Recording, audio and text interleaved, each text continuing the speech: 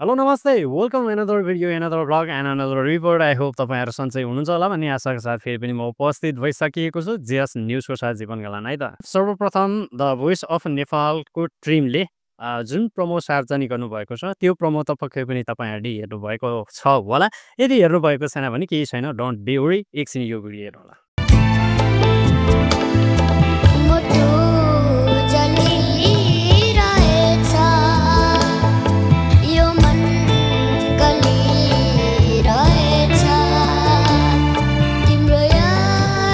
Please, no.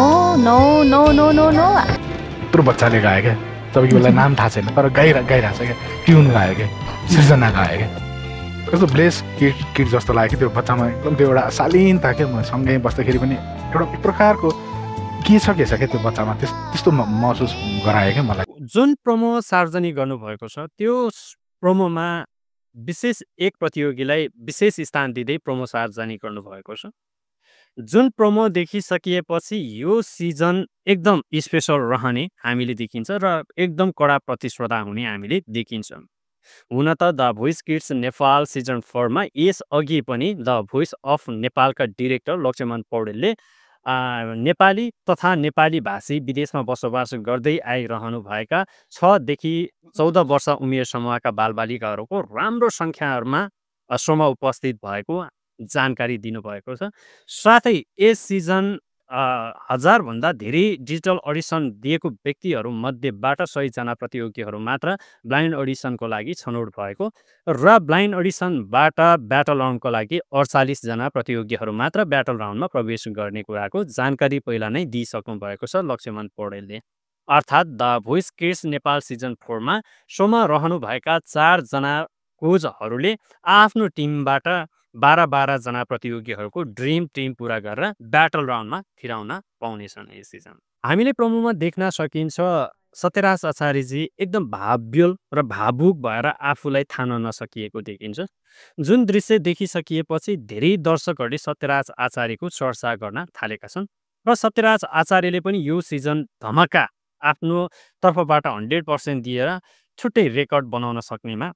सबै दर्शकहरू निर्धक्क छन् र सोको प्रतीक्षा गरिरहेका छन् जुन प्रोमोमा समावेश उक्त प्रतियोगी सोबाट बाहिरियो अथवा अगाडिको लागि अघिल्लो राउन्डको लागि छनौट भयो यसै विषयमा रहेर धेरै दर्शकहरूले विभिन्न कमेन्टहरू गर्दै आइरहेका छन् हुन त हामीले हेर्दाखेरि र निर्णायकहरूले गरिएको एउटा कमेन्ट र निर्णायकहरूले दिएको अभिव्यक्तिलाई हेर्दा र त्यसको माहौल हेर्दाखेरि उक्त प्रतियोगीले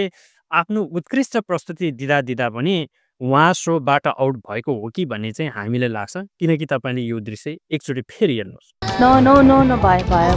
उहाँको गीत सङ्गीत सदा अमर छ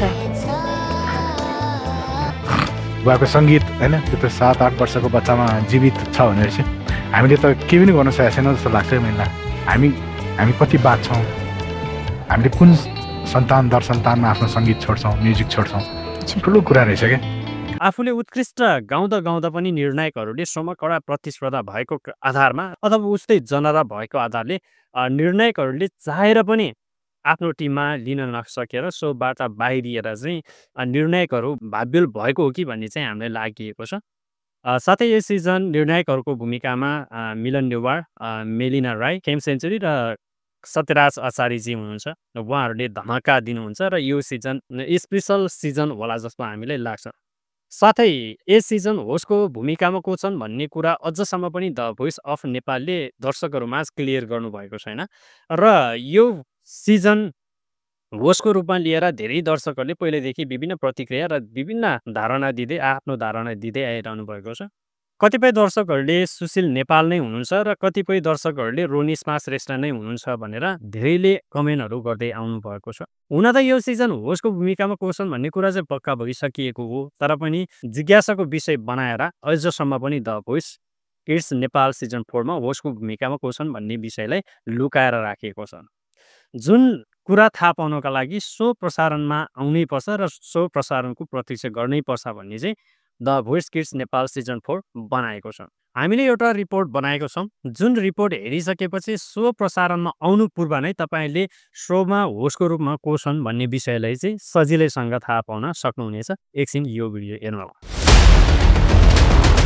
हुन त द भोइस अफ नेपाल टिमले होस्टको रूपमा को छन् भन्ने कुरालाई लिएर अहिलेसम्म कुनै आधिकारिक जानकारी भने दिएका छैनन्। यसैबीच कतिपय दर्शकहरूले रोनिस्मा श्रेष्ठ, मेलिना राई र मिलन नेवारको एक भिडियोलाई लिएर सेयर गर्दै होस्टको रूपमा रोनिस्मा श्रेष्ठ हो भन्दै पोस्ट गरेका थिए, जुन कुरालाई लिएर कतिपय दर्शकहरूले पुरानो भिडियो रहेको दाबी गर्दै आइरहेका छन् भने कतिपयले रोनिस्मा श्रेष्ठको प्रवेश भएको दाबी गर्दै आइरहेका छन्, जुन कुरालाई लिएर अहिले पक्ष र विपक्ष हुँदै आइरहेका छन्।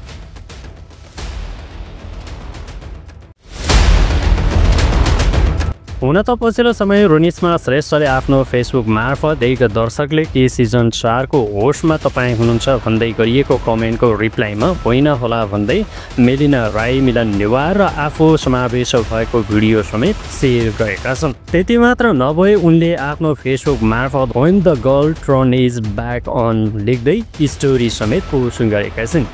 जुन कुरालाई हेर्दा यस सिजन रोनिस्मा श्रेष्ठको प्रवेश भएको पक्का जस्तै देखिन्छ। तर अहिले नै एकिङको साथ भन्न सक्ने भने अवस्था देखिएका छैनन्। द भोइसले आधिकारिक रूपमा कुनै पनि जानकारी नदिएसम्म को छन् भन्ने कुरा थाहा पाउन नसक्ने देखिएका छन्। हस्, आजको भिडियो कस्तो लाग्यो पक्कै पनि तपाईँहरूको प्रतिक्रिया भने कमेन्ट मार्फत दिन नबिर्सनुहोला है। अब फेरि पनि म छुट्टिन्छौँ र हामी अब निरन्तर रूपमा पक्कै पनि भेटिहाल्छौँ, किनकि the Voice Kids Nepal season 4 प्रसारण आइसकेपछि हामीले फेरि पनि तपाईँहरूलाई यस्तै इन्फर्मेटिभ टाइप अथवा रिपोर्ट टाइप आफ्नो ब्लग टाइपको चाहिँ मैले आफ्नो धारणा दिइरहेको छु। पक्कै पनि अझै पनि तपाईँले मेरो च्यानल सब्सक्राइब गर्नुभएको छैन भने